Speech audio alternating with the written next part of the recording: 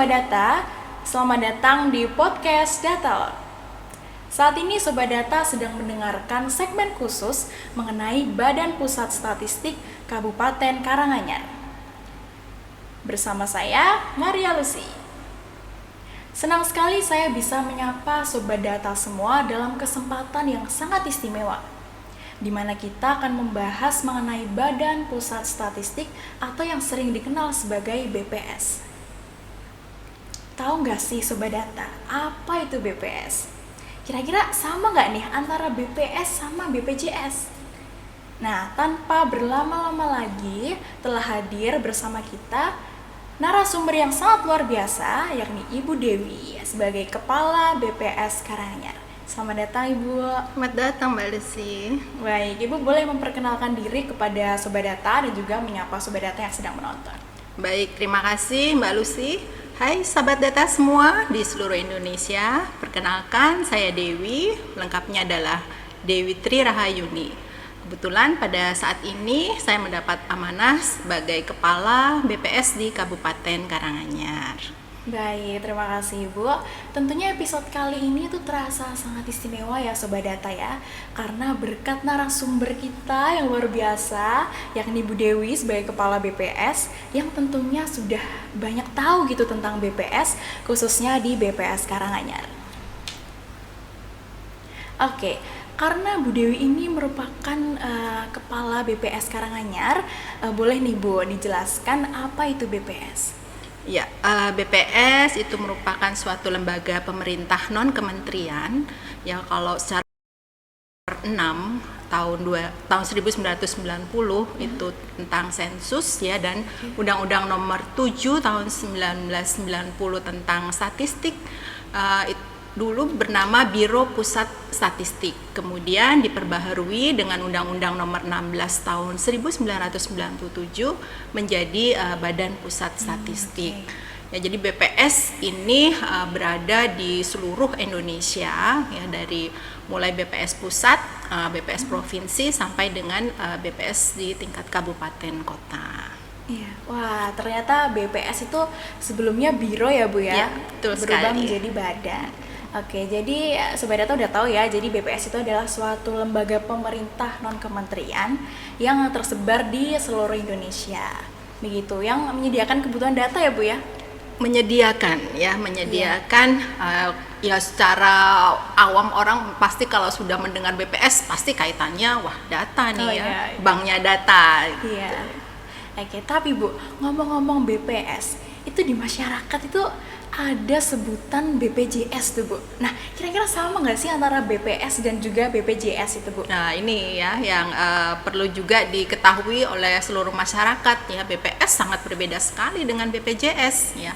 Kalau BPS itu adalah lembaga non kementerian tadi ya, yang bertanggung jawab langsung pada presiden, itu tanggung jawabnya adalah sebagai penyedia data ya, sebagai penyedia data yang menghasilkan data. Sedangkan kalau BPJS itu pasti kaitannya dengan kesehatan ya. Jadi kalau ada masyarakat yang menderita sakit, yaitu larinya adalah arahnya ke BPJS. Tapi kenapa kok masyarakat lebih cenderung mudahnya menyebutkan dengan BPJS, karena memang pemanfaatannya langsung kepada masyarakat dan hampir semua masyarakat menggunakan terkait dengan manfaat dari BPJS itu. Iya.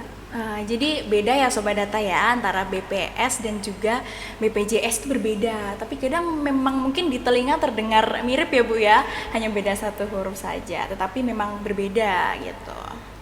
Oke, selanjutnya kita tahu ya Sobat Data bahwa BPS tadi adalah instansi ya Bu ya, termasuk ya. Nah, seperti instansi pada umumnya, di BPS Karanganyar ini Bu Dewi, apakah ada struktur organisasinya Bu? Ya, jadi tadi ya sebelumnya kan sudah disampaikan bahwa struktur organisasi BPS itu mulai dari tingkat pusat ya sampai dengan tingkat daerah di kabupaten kota. Jadi kalau di pusat itu ada kepala, sestama ya, kemudian kedeputian ya, kemudian kalau di tingkat provinsi itu disebut sebagai instansi vertikal ya. Jadi mulai dari tingkat provinsi sampai dengan tingkat kabupaten kota. Jadi kalau BPS Karanganyar ini ya, kalau di dalam struktur kepemerintahan yang ada di pemerintah daerah sini, sebutannya adalah sebagai instansi vertikal. Oke, begitu. Jadi memang ada ya Bu ya struktur organisasinya mulai dari pusat ke provinsi dan juga ke Sampai daerah kabupaten, kota, betul ya. Nah, dari struktur di BPS tersebut nih Bu, apa sih tupoksi atau tugas pokok dan fungsinya dari struktur itu Bu Dewi? Ya, jadi tugas BPS ya utamanya adalah melaksanakan tugas pemerintah di bidang statistik sesuai dengan peraturan perundang-undangan ya, sedangkan fungsi itu pengkajian, penyusunan dan perumusan kebijakan di bidang statistik, pengkoordinasian kegiatan statistik nasional dan regional, penetapan dan penyelenggaraan statistik dasar, kemudian penetapan sistem statistik nasional, pembinaan dan fasilitasi terhadap kegiatan instansi pemerintah di bidang kegiatan statistik, dan penyelenggaraan pembinaan dan pelayanan administrasi umum di bidang perencanaan umum, ketatausahaan, organisasi dan tata laksana, kepegawaian, keuangan, kearsipan, kehumasan, hukum, perlengkapan dan rumah tangga. Jadi cukup banyak sebenarnya ya fungsi dari BPS, tapi pada intinya adalah kalau dikatakan BPS itu adalah penyelenggara 3 sensus. Ya, jadi ada 3 sensus di sini, sensus penduduk, sensus pertanian, dan sensus ekonomi. Dan perlu juga diketahui oleh sahabat data semuanya, jadi untuk 3 sensus ini memang merupakan ciri ya. Kalau sensus penduduk itu selalu berakhiran dengan angka 0, pertanian itu berakhiran dengan angka 3, dan ekonomi berakhiran dengan angka 6. Nah, itu juga ada kalau misalnya kalian keliling ya di setiap daerah, itu BPS mempunyai tanda khusus.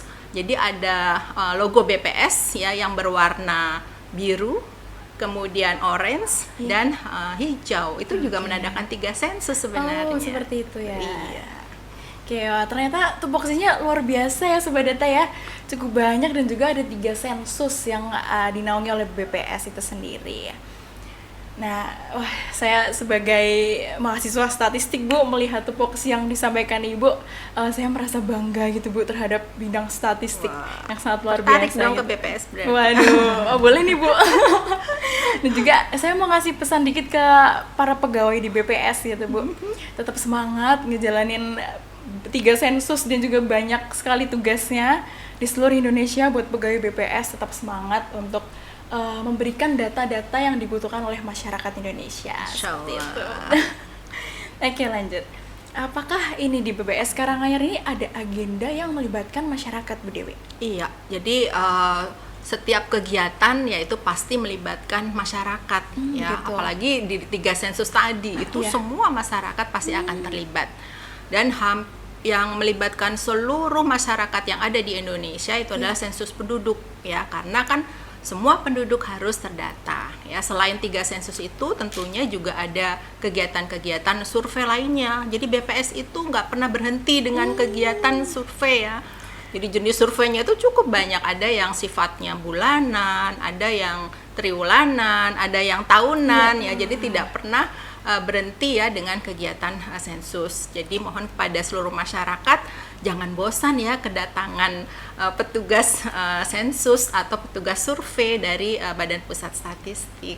Iya, wah begitu ya Sobat Data ya. Jadi jangan lupa untuk mempersiapkan diri ya Bu ya, sebagai masyarakat untuk membantu terlaksananya program-program dari BPS itu sendiri ya. Begitu. Ngomong-ngomong agenda nih Bu Dewi, jadi apa Bu untuk agenda terdekat yang akan dilaksanakan oleh BPS Karanganyar ini? Nah, ini juga suatu informasi yang perlu diketahui oleh seluruh masyarakat ya. Di tahun 2022 ini, selain ada kegiatan rutin yang biasa kita lakukan, ada Sakernas ya, survei Angkatan Kerja Nasional, ada Susenas ya, survei sosial ekonomi nasional. Dan dalam waktu dekat ini BPS diberi kepercayaan untuk melaksanakan ya pendataan awal registrasi sosial ekonomi. Nah, ini dilaksanakan 2 tahun memang, tapi di tahun 2022 ini dikhususkan untuk pendataan. Nah, ini seluruh masyarakat ya di Indonesia, khususnya di Kabupaten Karanganyar itu harus tercatat ya, karena kegiatan ini digunakan untuk membuat suatu basis data ya sosial ekonomi yang nanti peruntukannya digunakan untuk perlindungan sosial. Oke, jadi seperti itu. Jadi Sobat Data yang ada di Kabupaten Karanganyar ini bisa mempersiapkan diri ya Bu ya, khususnya.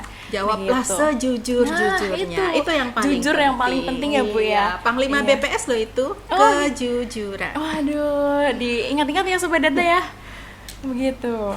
Oke, setelah kita tahu ya agenda BPS itu apa saja yang ada di Kabupaten Karanganyar ini, pasti Sobat Data penasaran nih. Layanan apa aja sih yang disediakan oleh BPS Karanganyar untuk masyarakat? Boleh nih Bu Dewi, bisa disebutkan layanan apa aja yang ada di BPS Karanganyar? Iya, jadi terkait dengan pelayanan ya memang semua kaitannya dengan yang ada BPS yang ada di seluruh Indonesia itu ingin memberikan pelayanan yang sebaik-baiknya. Jadi ada perka juga ya yang menunjukkan kaitannya dengan layanan statistik ya, khusus di BPS Kabupaten Karanganyar ini ya, buat sahabat data yang menginginkan terkait dengan kebutuhan data atau konsultasi ya silakan bisa datang langsung ya secara offline ataupun secara online ya. Begitu. Jadi kalau untuk membutuhkan data kita juga ada webnya ya, jadi karanganyarkap.bps.go.id ya, silahkan buka alamat websitenya.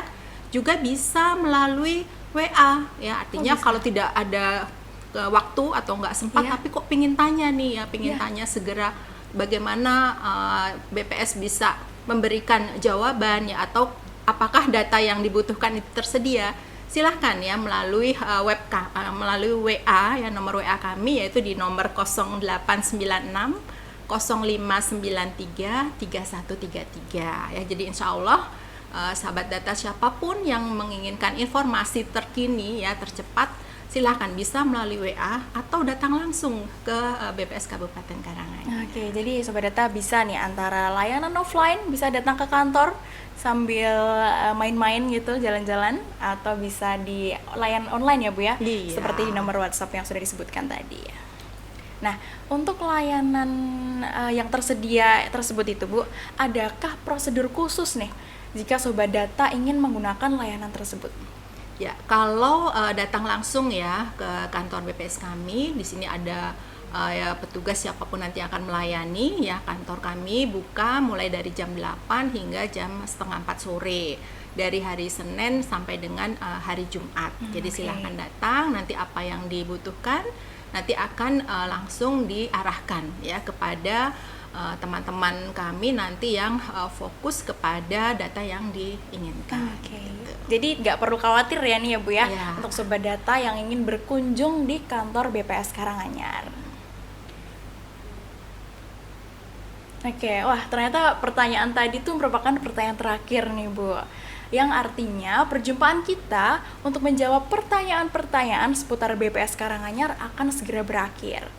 Tapi sebelum berakhir nih, aku ingetin sekali lagi ya Sobat Data, kalau BPS sama BPJS itu berbeda. Jadi untuk BPS itu layanan statistik, sedangkan untuk BPJS itu merupakan layanan sosial ya Bu ya, kesehatan. Betul. Iya, kesehatan. Jadi teman-teman Sobat Data nggak perlu untuk ragu lagi untuk membedakan apa sih BPS sama BPJS itu.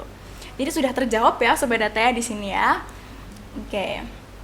Tak lupa juga saya berterima kasih kepada narasumber yang luar biasa.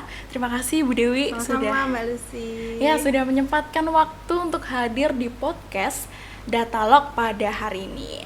Mungkin dari Ibu ada pesan dan kesan terkait podcast kali ini Bu? Ya, jadi terkait dengan BPS ya, sahabat data semuanya, Presiden kita Bapak Jokowi itu kan memang menyatakan bahwa data itu saat ini lebih mahal daripada minyak ya. Iya. Dan juga Bu Sri Mulyani itu juga menyatakan bahwa data nanti akan menjadi aset ya yang harus tercatat di dalam BMN. Nah, terkait dengan data sektoral sebenarnya banyak sekali yang masih harus dijelaskan ya. Nanti episode berikutnya kita akan menjelaskan secara rinci tentang apa sih data sektoral ya, karena data sektoral ini nantinya itu dijadikan sebagai dasar penilaian dari kinerja seluruh OPD ya, kementerian, lembaga, instansi dan kedinasan. Nah, ini makanya perlu diketahui nanti oleh sahabat data semuanya, ya apa arti dari data sektoral. Kita tunggu ya episode yang berikutnya. Iya, wah terima kasih Bu Dewi, banyak sekali ya Sobat Data ya pelajaran yang bermanfaat buat kita semua. Dan tentunya Sobat Data yang setia mendengarkan podcast Data kali ini hingga akhir, kami mengucapkan terima kasih atas antusiasnya dalam mendengarkan podcast kali ini. Oke, buat seluruh Sobat Data di sini, jangan lupa untuk like, komen, dan subscribe, dan juga jangan lupa buat follow Instagram BPS Karanganyar karena bakal ada info-info menarik yang tentunya akan ditampilkan ya Bu di Instagram begitu. Dan jangan lupa untuk Sobat Data untuk yang ingin mengakses data-data di Karanganyar ya Bu, bisa diakses di website BPS Karanganyar di karanganyarcup.bps.go.id. Oke guys, sekian dari podcast kali ini. Terima kasih, sampai jumpa di podcast selanjutnya. Bye.